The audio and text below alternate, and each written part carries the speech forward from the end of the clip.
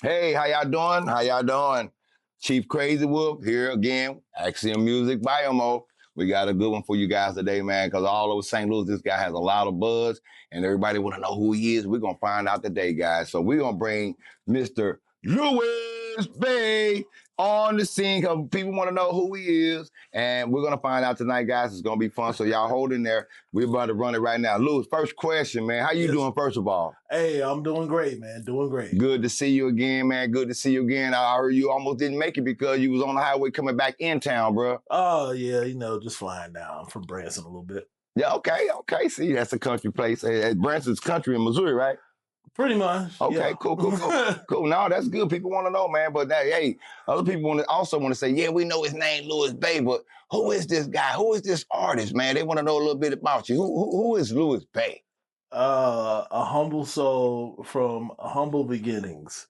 I don't try to think too big of myself at all. I like to help people and spread good energy and good fun. Oh, that's cool. Cause I've been like a family reunion. Okay, yeah, because I believe that because I've been in your, couple of places where you perform and people was going crazy. I was like, damn, who is this guy? So anyway, but so tell us where you're from. Are you from St. Louis or where you from, bro? I was born and raised in St. Louis. The majority of my family is from Alabama, so like Birmingham, Mobile, Anniston, Montgomery, Huntsville, like all up and through there. I visited family a lot growing up. My mom's side, they had a farm. My dad's side had a farm, but my mom's side, that's where most of the country come from. They had horses, cows, chickens, fig trees. Well, that's why you country as hell. I get it. Yeah. Okay, I know a well, little bit about sloppy hog. all right, well, hold on. Then since you brought it back from those areas, though, so let's talk a little about a little bit about your childhood. How did your childhood affect who you are today? You know what I mean? Because you just said Mississippi, you brought all these places up, so it had to have some type of influence on you, the way you create music as well as you do. So did that have an effect? Tell us a little bit about your childhood. So you have pastors that are on my mother's side of the family. Then my dad's side of the family is very conservative, very religiously conservative. As far as my childhood, we would visit both grandparents a lot in Alabama. But every time, not most of the time, every time I went there, I'm putting to work. I'm going to work. I helping grandma pick stuff out the garden, shooting raccoons and other stuff, whatever, to keep them away from livestock. But unfortunately, growing up, the more I visited, there were things that were happening with the state of Alabama and in the town of Anniston that was destroying their lands. Every time I would go there, I'd be like, Grandpa, Grandma, where all the horses at, or where are all the pigs, where all the chickens, where the cows? It just every year we would go, it's depleting more and more, which is really sad. But I'll leave that to another question. I don't want to get too far into that in case you got another. Well, no. I got a couple of things to ask you, but that's good because that gives us a little insight into kind of what you saw growing up, and I know that it affected your music. So yeah, but yes, yeah, my bad. They are a music family on my mother's side. That's where I get that from. So like every time we go, it's like after dinner, before dinner, waking up, everybody singing, somebody's singing, and then somebody's joining in after them. Okay, well, yeah. Okay, well then, constantly singing. Well, what made you start doing music? My family. Okay, but I was raised in it, so. Well, no. When was the first time that you said, "I'm gonna do music"? What was that? What was that experience like? To professionally like pursue? Well, just I don't know if it was 16? Beginning profession. 16? Yeah, 16. And what was you going through at that time where you said, "I'm gonna do music"? No, I think it was earlier than that. So I don't know, because it's always been a part of me. So like even then, like when I was in first grade, choir, and then I was just like, ooh, like if it's anything about a solo or anything about like, ooh, yeah, I'll do it, or ooh, yeah, I'll do it, because I enjoy singing, I enjoy doing that. But as far as like performing and being an artist, like since I was about 16. Okay, that's cool. Well, let me ask you this: how did let's say your real life struggles show up in your songs? Every last one of them. Okay. No, how do they No. show up? Okay. You know, come on now. So, like I have a song that I haven't released yet, but I have performed it called "Mama's Boy," and that's a song about my mother who passed away from cancer. Um, you got a song that I haven't been that I performed, haven't released yet. Heaven Don't Know Me Yet, which is a song about spiritual struggle and trying to, seek salvation through your faith, your belief system. Of course, I grew up Christian, so following that path and learning, growing spiritually, and basically, yeah, seeking salvation and letting, saying like, hey, I ain't perfect, but I'm trying, I got faith. And following that path and where it leads you. So I think a lot of people are able to relate to that too. So I got that. I got another song where I used to, at a point in life where I was homeless, living out of my car. And I got a song that's in relation to that. Also, my passion for cars as well too, because I had a car that I was able to modify before I became homeless in it, and it was the only source of freedom.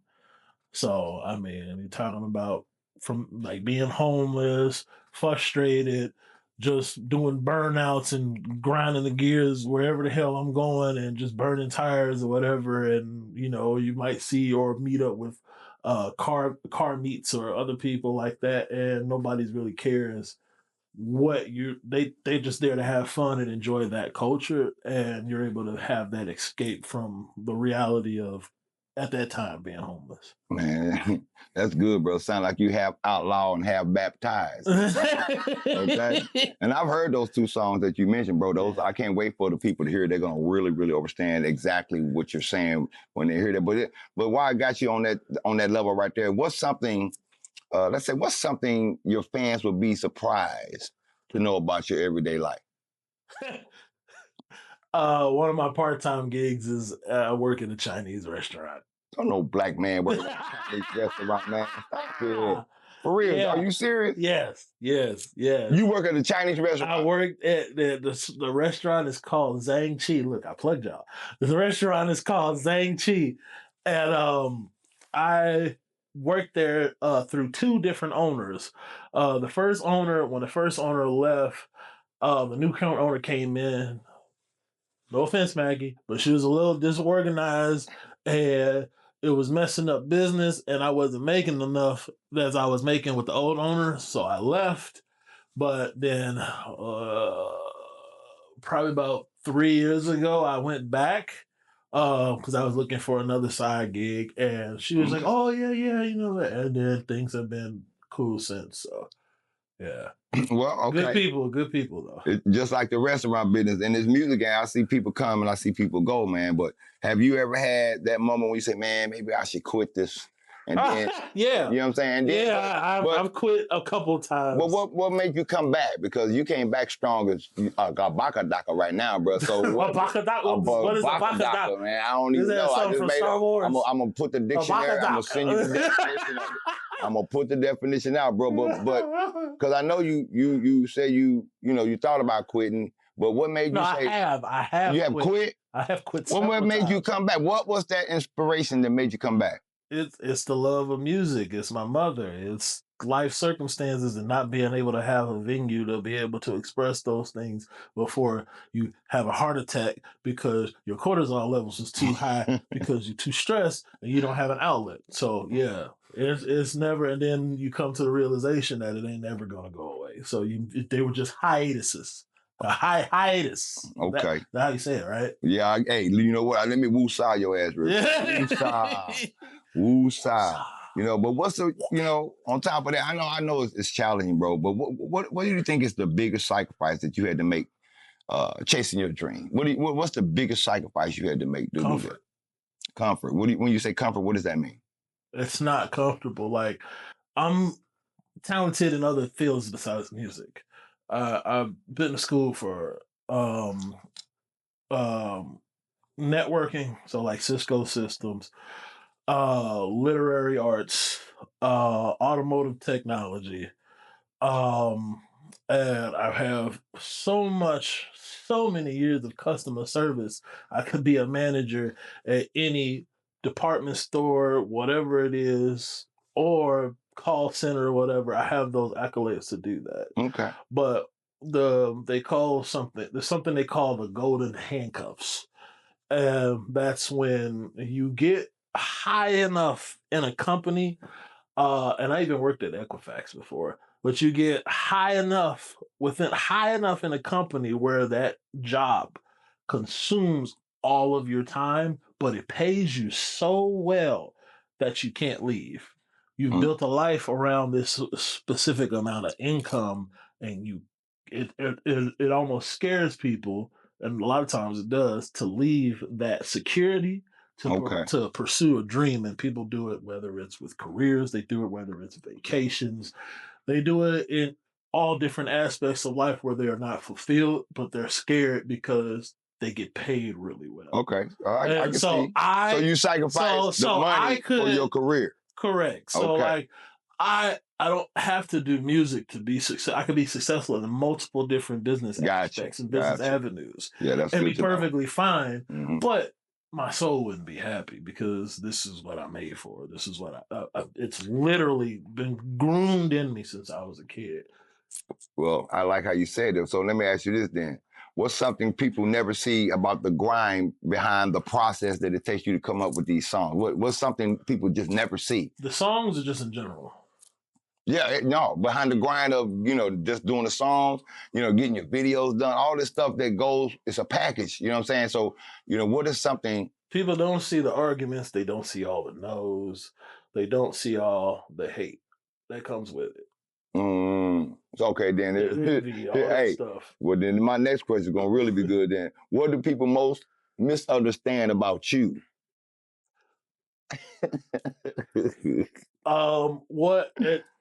And that's actually a good question.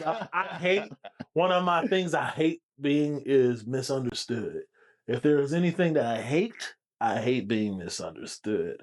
I have a very light-hearted, goofy type personality that is a mixture of like something with Disney and Family Guy, or or something like Bluey and American Dad, or something like that, or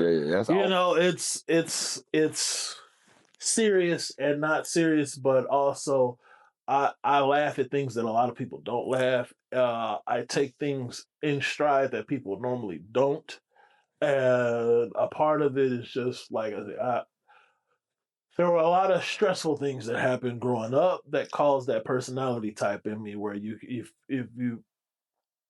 if you don't take on those type of personality types, you'd end up with psychological disorders and stuff. I had one time they were trying to say I had mania. They were trying to say I had and you adapt certain personality types to cope with your life and how things function, and it works for you.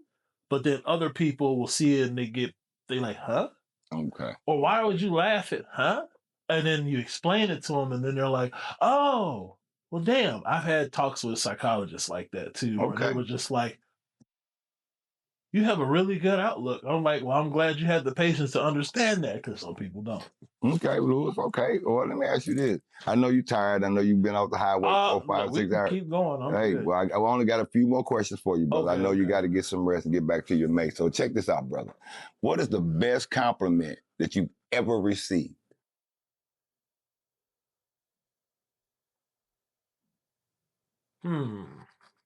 So you like you ain't received many compliments. No. I'm thinking, because I mean, there's people like when. Just give me the one that made you feel like, oh, I'm there. Man. I so needed that compliment. You know what I mean? I don't know. I don't normally look for confirmation or affirmation from other people. I ain't asked you about all that. Actually, just what is the something when you wasn't even looking for it? What compliment was something somebody said to you that really made you look at things a little different? I don't know.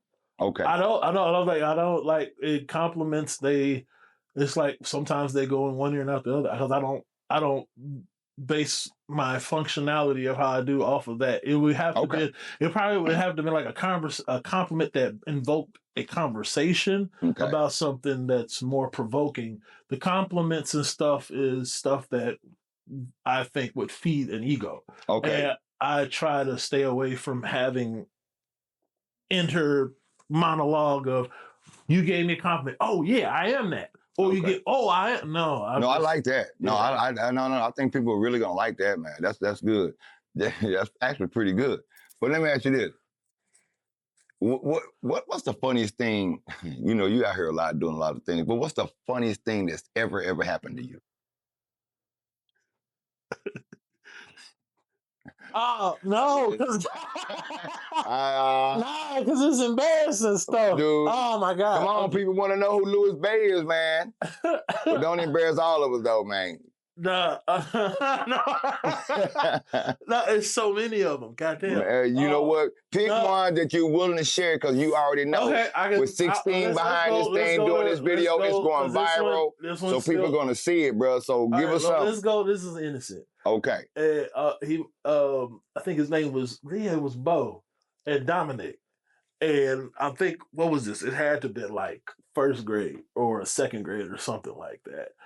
And you're going to the restroom. Now, me and Dominic would play and stuff, whatever. He'd jump on my back. We'd wrestle, all that stuff, whatever. Teachers get in trouble. And we're in the bathroom and we play fighting. And dude jumps over my back. And I'm like, oh, no, and I'm fighting. But I lose control. And Bo is standing in front of a urinal pissing. And we run right into him while he's pissing, but he doesn't stop pissing. Oh, no. hey, 16, I know my partner 16 know that you got peed on, dog. Oh, y'all got peed on. Yeah, he come out and his pants is all wet. And his shirt's wet. But Dominic got the worst of it though, because his face was wet. And y'all peed on the I see why you got that no diddy hat on. I don't even know what's going on around here right now. I think I need to cut the interview off. These people think we crazy right here now. Y'all volume disclaimer, volume action music. We have nothing to do with Lewis. Nah, I'm just playing, bro. But that is good. Yeah, that's some.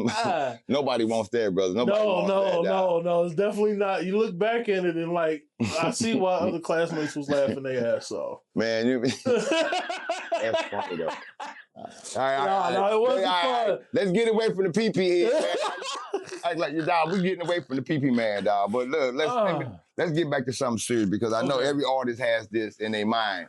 And there's so much talent out here in this world, bro. But if you could pick any artist, you say, man, you know what? I would really like to work with this person.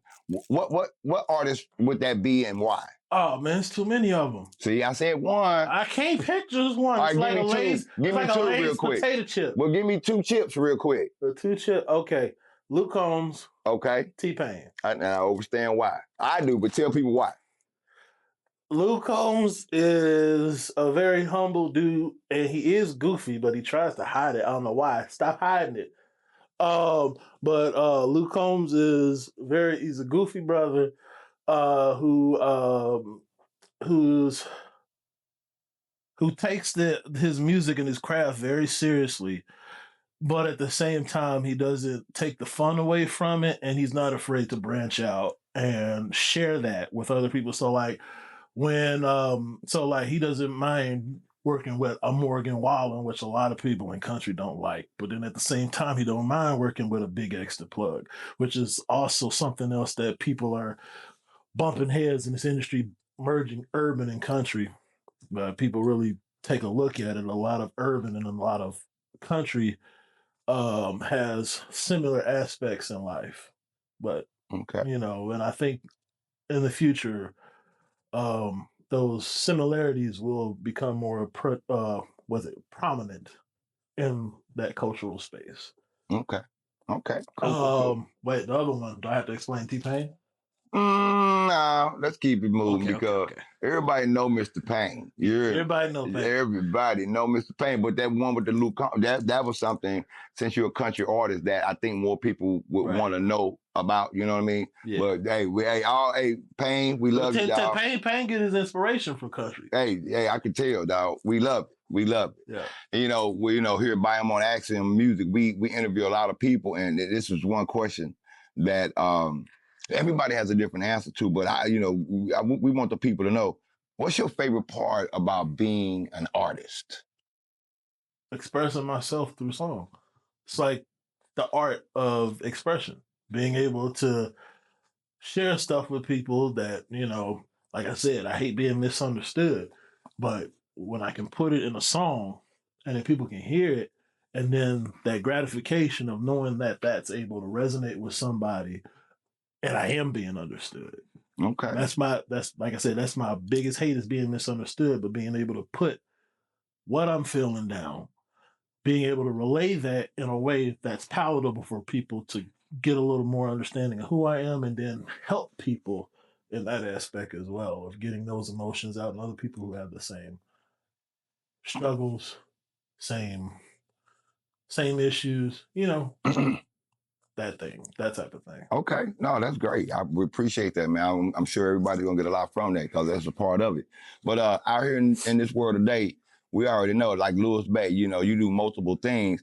But the people want to know, do you have a team? And if you do have a team, what do they mean to you? Oh, like a team that supports me? Yeah. Do you have a team? Yeah. Biome. Axiom. And Axiom. Now I got some friends too that help as well, man. So Biome, Axiom, that's the team. Shout out Mario. That's my bro for a long time. Darius, who's a big friend of mine. Vernon, he was at my wedding.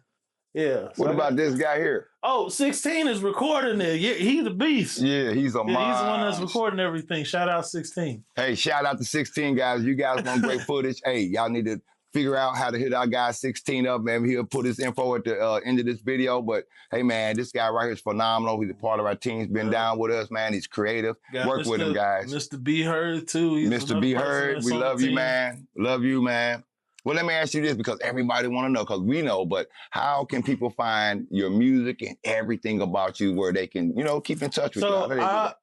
Everybody keep telling me to go on TikTok. I'm TikTok illiterate, but I am on TikTok, but I post a lot on Instagram and YouTube.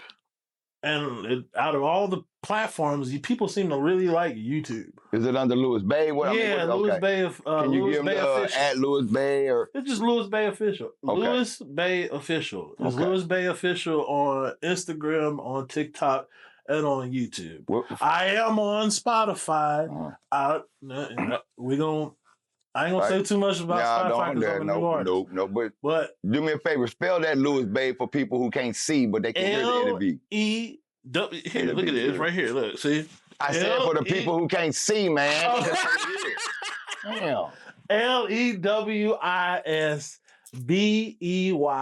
And if you're looking on a music platform, it's -BEY. If you're looking on like a social platform, it's just BEY, no hyphen, official. Okay. See how simple that was? Boy, I tell you what. I'm sorry. I'm sorry. I'll talk about this later. But hold on, dog. I got one final question because I really want you to really let the people know about you in this one right here, man. Because we all want to know. It's like if I wrote your obituary tomorrow, right? What would you want people to remember you by from? Don't say shit. Just play my songs. That's what you want them to remember, your songs? Yeah, that's the mood. That's the mood. The songs is what sets the mood for people to know who I am. And then when they do that, then just let them converse about how it affected them. Okay, so the one thing you want people to remember about you is your song. Yeah, the music and how it affected them. Okay.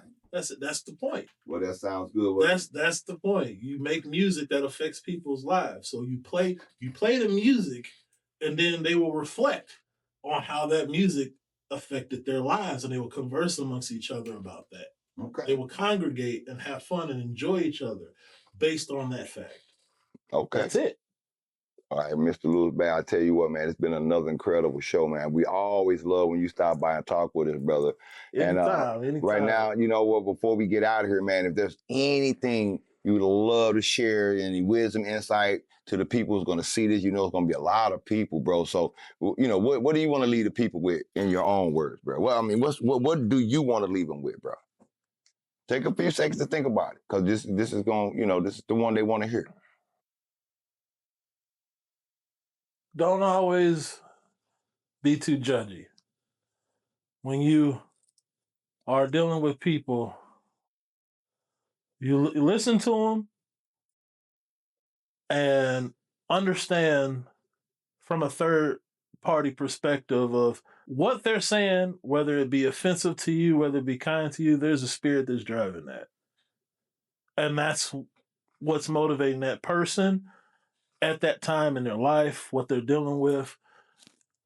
Don't be too judgy. Everybody is at their particular point in their time of life for a reason, and they're being moved and pushed by whatever spirit or whatever guidance, mentality, and we're human beings. We're always growing. Man. So, like I said, my biggest thing is I hate being misunderstood, and I hate for other people to be misunderstood. No, that's respect, bro. I say. Well, Mr. Lewis-Bey, again, man, we really thank you for coming out here today and giving these people what they really want, man. We know you're tired and sleepy and all that, man. But again, thanks for your time. Again, thank you, 16, for what you do. This is Biomo, Action Music with Chief Crazy Wolf. You know I ain't going over with Chief Crazy Wolf here, man. And to all y'all, we love you. We love you. We love you. Hey, love y'all too, man. Appreciate y'all. Stream My Kind of People, and I got another one coming up after that. Love y'all.